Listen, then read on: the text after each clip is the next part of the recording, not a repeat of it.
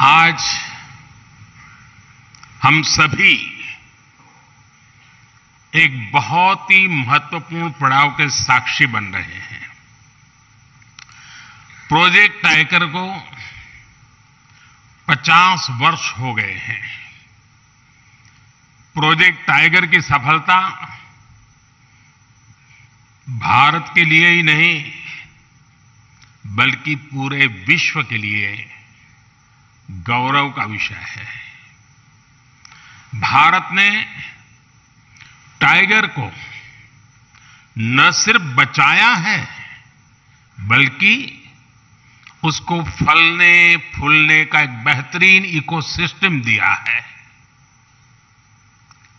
यह हम लोगों के लिए और भी सुखद है कि जिस समय हमने अपनी आजादी के 75 वर्ष पूरे किए हैं, उसी समय दुनिया की करीब करीब 75% टाइगर पॉपुलेशन भारत में ही है।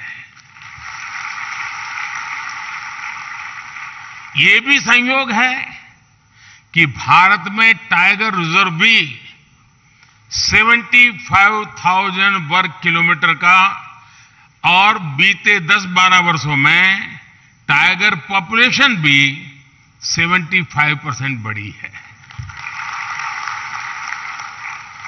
ये सभी के प्रयासों से संभव हो सका है और इसके लिए मैं पूरे देश को बहुत बहुत बधाई देता हूं। साथियों, आज विश्व भर के वन्य जीव प्रेमियों के मन में यह सवाल है, जब अनेक टाइगर रेंज देशों में उनकी आबादी स्थिर है या आबादी घट रही है, तो फिर भारत में तेजी से बढ़ क्यों रही है? इसका उत्तर है भारत की परंपरा, भारत की संस्कृति और भारत के समाज में बायोडायवर्सिटी को लेकर, पर्यावरण को लेकर जो हमारा स्वाभाविक आग्रह है और वही सफलता के अंदर छिपा हुआ है। हम इकोलॉजी और इकोनॉमी में कॉन्फ्लिक्ट नहीं मानते बल्कि दोनों के बीच कोएग्जिस्टेंस को महत्व देते हैं। हमारे यहां टाइगर से जुड़ा हजारों वर्ष पुराना इतिहास है। मध्य प्रदेश में पाई गई 10,000 साल पुरानी रॉक आर्ट्स में टाइगर के चित्र पाए गए हैं। सेंट्रल इंडिया में रहने वाले भारिया और महाराष्ट्र में रहने वाले वर्ली जैसे देश के अनेक समुदाय टाइगर को पूजते हैं, वर्शिपर। हमारे यहां अनेक जनजातियों में टाइगर को अपना बंधु माना जाता है, भाई माना जाता है। और टाइगर मां दुर्गा और भगवान अयप्पा का वाहन तो है ही। Friends, India is a country where protecting nature is a part of culture. This is why it has many unique achievements in wildlife conservation. With only 2.4% of the world's land area, India contributes about 8% of the known global diversity.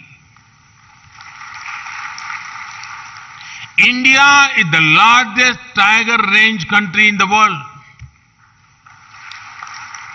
With nearly 30,000 elephants, we are the largest Asiatic elephant range country in the world. our rhino population of nearly 3,000 makes us the largest single-horned rhino country in the world. We are the only country in the world to have Asiatic lions. The lion population has increased from around 525 in 2015 to around 675 in 2020. Our leopard population went up by over 60% in just 4 years. The work being done to clean up rivers, such the Ganga, has helped biodiversity. Some aquatic species that were considered to be in danger have shown improvement. These achievements are all due to people's participation and culture of conservation. Sabka Prayas. For wildlife to thrive, it is important for ecosystem to thrive. This has been happening in India. While celebrating 75th year of independence, India added 11 wetlands to its list of Ramsar sites. This took the total number of Ramsar sites to 75. Forest and tree cover are also increasing. India added over 2,200 square kilometers of forest and tree cover by 2021 when compared to 2019. In the last decade, the number of community reserves increased from 43 to over 100. In a decade, the number of national parks and sanctuaries around which eco-sensitive zones were notified increased from 9 to 468. साथियों, wild life conservation के इन सभी प्रयासों में मुझे गुजरात के अपने लंबे अनुभव का भी लाभ मिला है। मैं जब गुजरात का मुख्यमंत्री था तब ने लायंस पर काम किया था। वहीं मैंने सीखा कि किसी वन्य जीव को बचाने के लिए हम सिर्फ एक भौगोलिक दायरे में सीमित नहीं रह सकते। हमें इसके लिए स्थानीय लोगों और एनिमल के बीच एक रिश्ता बनाना होगा। ये रिश्ता इमोशन का भी होना चाहिए और इकोनॉमी का भी होना चाहिए। इसलिए गुजरात में हमने वन्य प्राणी मित्र कार्यक्रम चलाया। शिकार जैसी गतिविधियों पर निगरानी रखने के लिए ये व्यवस्था शुरू की गई। इसके लिए कैश रिवॉर्ड भी रखा गया। हमने गिर के लायंस के लिए एक रिहेबिलिटेशन सेंटर भी खोला। गिर क्षेत्र में हमने फॉरेस्ट डिपार्टमेंट में महिला बीट गार्ड्स और फॉरेस्टर्स की भर्ती भी की। इसने लायन है तो हम है तो लायन है की भावना को निरंतर मजबूत किया। आज आप भी देखते हैं कि गिर में अब टूरिज्म का, इको टूरिज्म का बहुत बड़ा इकोसिस्टम बन चुका है। साथियों, गिर में जो इनिशिएटिव लिए गए हैं उसी तरह प्रोजेक्ट टाइगर की सफलता के भी कई आयाम हैं। इससे टूरिस्ट एक्टिविटी बढ़ी और हमने जो जागरूकता कार्यक्रम चलाए उससे टाइगर रिजर्व्स में मैन एनिमल कॉन्फ्लिक्ट में भी भारी मात्रा में कमी आई। बिग कैट्स की वजह से टाइगर रिजर्व्स में पर्यटकों की संख्या बढ़ी और इससे स्थानीय अर्थव्यवस्था को मजबूती मिली है। बिग कैट्स की मौजूदगी ने हर जगह स्थानीय लोगों के जीवन और वहां के इकोलॉजी पर सकारात्मक असर डाला है। साथियों, कुछ महीने पहले भारत की बायोडायवर्सिटी को समृद्ध करने के लिए हमने एक और अहम काम किया है। दशकों पहले भारत से चीता विलुप्त हो गया था। हमें शानदार बिग कैट को नामीबिया और दक्षिण अफ्रीका से भारत लेकर आए हैं।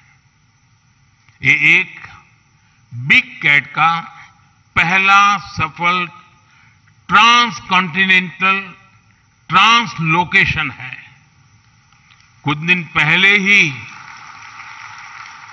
कूनो नेशनल पार्क में 4 सुंदर शावकों ने जन्म लिया है।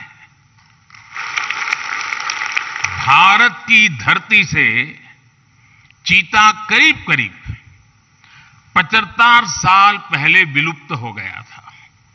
यानी करीब करीब 75 साल बाद भारत की धरती पर किसी चीता ने जन्म लिया है। ये एक बहुत ही शुभ शुरुआत है।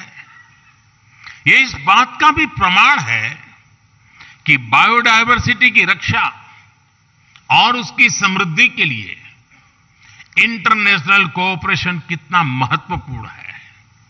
साथियों, वाइल्ड लाइफ का संरक्षण किसी एक देश का नहीं बल्कि एक यूनिवर्सल इश्यू है। इसके लिए इंटरनेशनल अलायंस समय की जरूरत है। साल 2019 में ग्लोबल टाइगर डे पर मैंने एशिया में पोचिंग और इलीगल वाइल्ड लाइफ ट्रेड के विरुद्ध अलायंस का आह्वान किया था। इंटरनेशनल बिग कैट अलायंस इसी भावना का विस्तार है। इससे बिग कैट से जुड़े पूरे इकोसिस्टम के लिए फाइनेंशियल और टेक्निकल संसाधन जुटाना आसान होगा। इससे भारत सहित तमाम देशों के अनुभवों से निकले कंजर्वेशन और प्रोटेक्शन एजेंडा को लागू करने में आसानी होगी।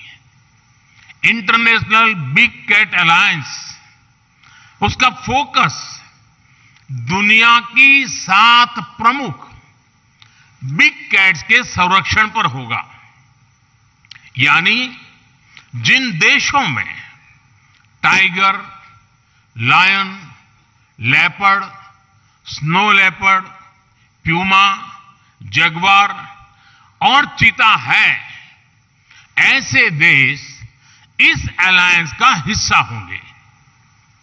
इस अलायंस के तहत सदस्य देश अपने अनुभव शेयर कर पाएंगे, अपने साथी देश की ज्यादा तेजी से मदद कर पाएंगे। ये अलायंस रिसर्च, ट्रेनिंग और कैपेसिटी बिल्डिंग पर भी जोर देगा।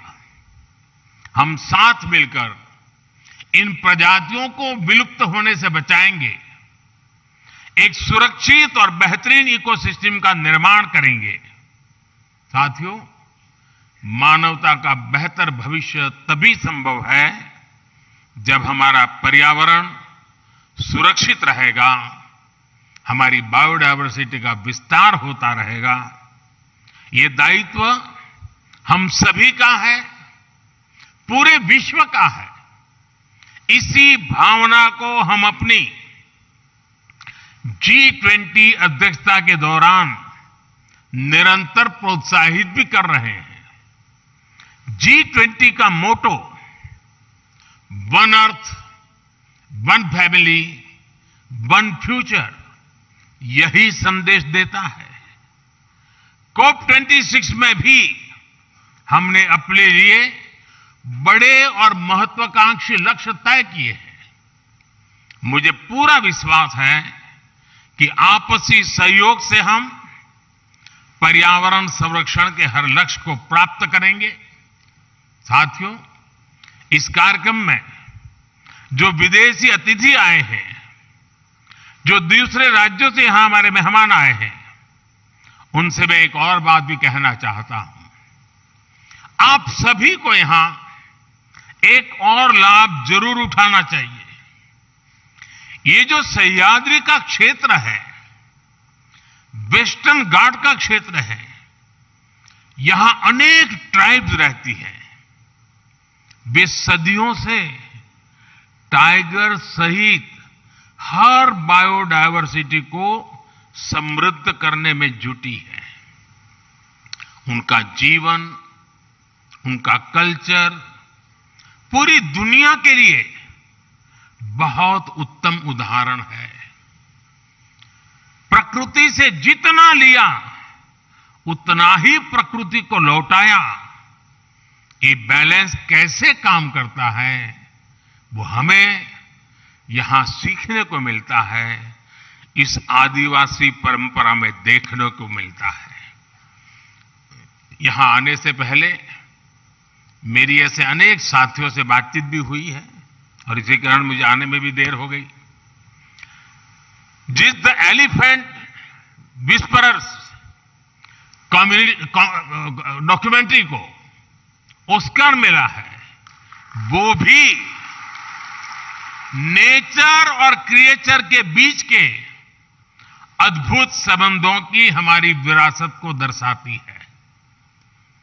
मिशन लाइफ यानी लाइफस्टाइल फॉर एनवायरनमेंट के विजन को समझने में भी आदिवासी समाज की जीवन शैली से बहुत मदद मिलती है। मेरा आग्रह है कि आप हमारे आदिवासी समाज के जीवन और परंपरा से कुछ न कुछ जरूर अपने देश, अपने समाज के लिए लेकर के जाएं। एक बार फिर आप सभी का इस आयोजन में आने के लिए बहुत बहुत आभार व्यक्त करता हूं। और आज टाइगर का जो नया आंकड़ा हमारे सामने आया है, आने वाले दिनों में हम और नए आंकड़े पार करेंगे और नए अचीवमेंट करेंगे, ये मैं पूरे विश्व को विश्वास दिलाता हूं। बहुत बहुत धन्यवाद।